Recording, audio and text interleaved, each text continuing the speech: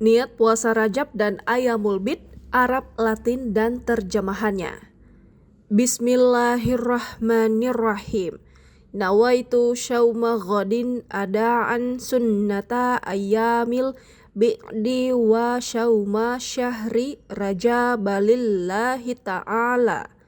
Artinya, dengan menyebut nama Allah yang Maha Pengasih, Maha Penyayang, saya niat berpuasa esok hari untuk menunaikan sunnah puasa Ayyamul Bid dan puasa bulan Rajab karena Allah Ta'ala.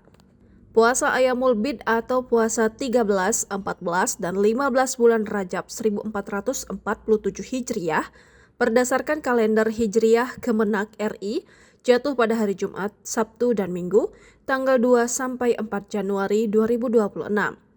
Bagi umat Islam yang mengamalkan puasa Ayyamul Bid di bulan Rajab 1447 Hijriah akan mendapatkan 2 pahala dalam 1 kali puasa, yakni pahala ibadah puasa Rajab dan puasa Ayyamul Bid.